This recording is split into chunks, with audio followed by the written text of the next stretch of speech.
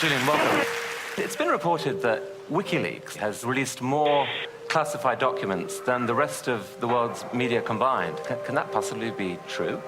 Yeah, can it possibly be true? It's a worry, isn't it? That the rest of the world's media is doing such a bad job that a little group of activists is able to release more of that type of information than the rest of the world press combined. Picking up the wounded. Yeah, returning information, engage. Light them all up. Come on, fire. Good evening. They're the secret files from the Iraq The war. internetplattform Wikileaks Det är webbplatsen Wikileaks som publicerat omkring 400 000 sidor hemligstämplade amerikanska dokument. WikiLeaks have made public the most extensive classified military and diplomatic material ever. What they've released is challenging and provoking governments with skeletons in their cupboards all over the world. We should condemn the disclosure of any classified information by individuals and organizations. The people who are in power will not give that power away freely. That is just, unfortunately, a fact of nature. The Defense Department demands that WikiLeaks return immediately all versions of documents obtained directly or indirectly from the Department of Defense databases or records. It's only now that the true story behind the development of this closed organization is coming to light.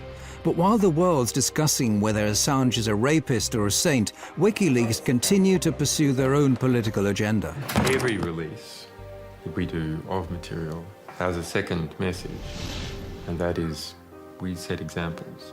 If you engage in immoral, in unjust behavior, it will be found out, it will be revealed, and you will suffer the consequences. What we have here is a new breed of rebel, IT guerrillas without a national base. Student digs, coffee bars and server rooms, these are their command and control centers spread all over the world, and the battle's already started. There's a general in charge of 120 Defense Intelligence Agency personnel targeting this institution and its products.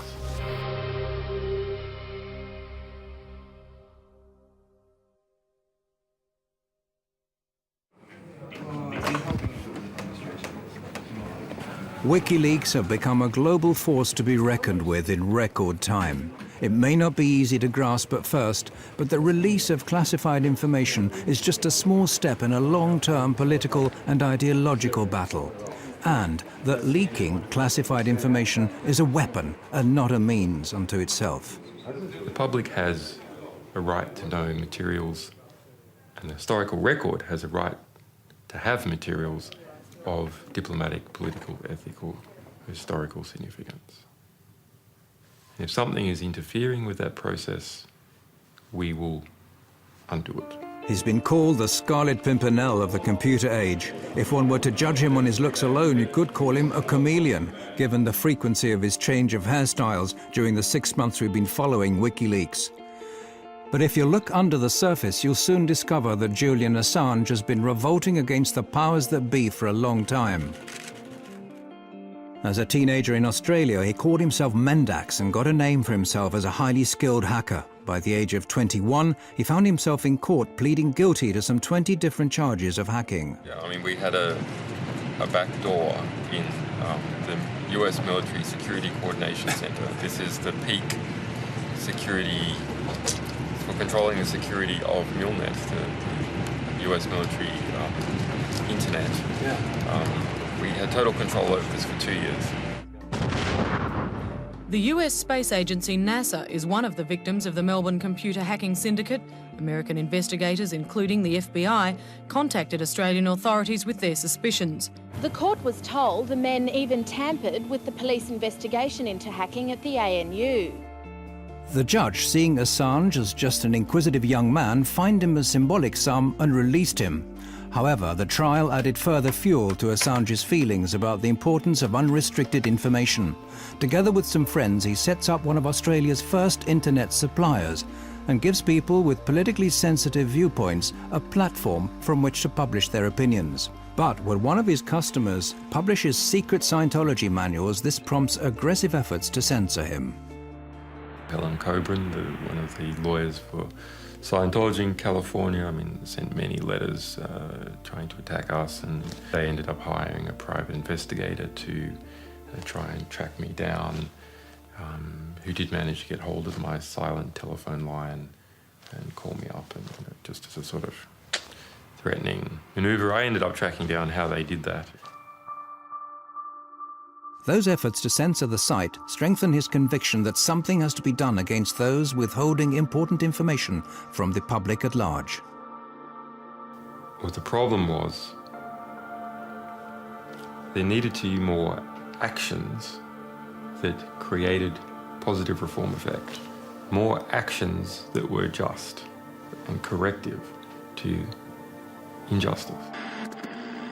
Assange sees disclosures as a preventative instrument. It warns those involved in morally questionable or criminal acts that they'll be found out and will have to face consequences. I understood the significance of disclosures for quite some time. I mean, I registered leaks.org in 1999.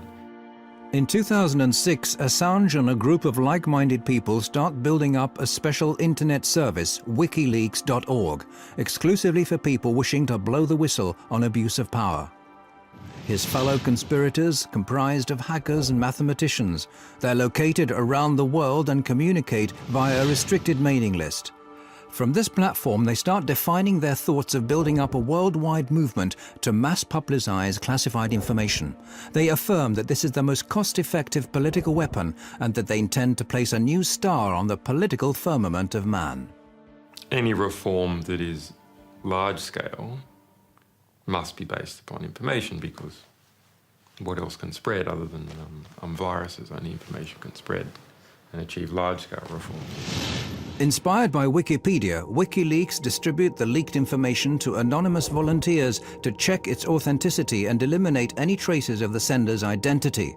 It turns out that the majority of the general public has neither the time, interest or resources to analyze WikiLeaks material, but there are professionals to turn to.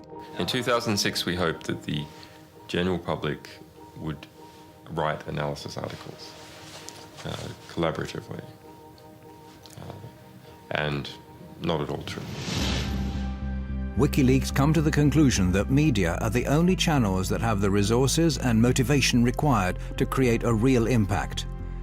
In 2007, WikiLeaks, in association with the British daily newspaper The Guardian, published evidence of former President Daniel Arap Moi having embezzled massive sums from Kenyan state funds. Shortly after that, they release a report about the Kenyan police's use of death patrols. This disclosure causes a great stir, but as an organization, WikiLeaks continue to remain unknown to the general public. However, the word spreads among activists far and wide on the net, eventually reaching the German Chaos Computer Club, the biggest and oldest club for hackers in the world. Well, I heard about it in late 2007 from a couple of friends. I started reading a bit more, but I started to understand the value of such a project to society. The politically engaged Chaos Computer Club has been fighting a long-term battle for free access to information. One of its members, Daniel Domscheit-Berry, is quick to recognize the common ground between his view of society and that of WikiLeaks. He quits his job as a computer consultant so as to devote all of his time to the new organization. The question is the attitude. What attitude do you have to society? Do you look at what there is and you accept that as God-given? Or do you see society as something where you identify a problem and then you find a creative solution for that problem? So it is a matter of, are you a spectator or are you actively participating in society? The Computer Club has put the skills of some of the sharpest hacking talents in the world at WikiLeaks' disposal. What's needed now is a physical haven. Hackers linked to the Swedish file-sharing site Pirate Bay have what they need: considerable technical skills in a place where freedom of speech is unusually free.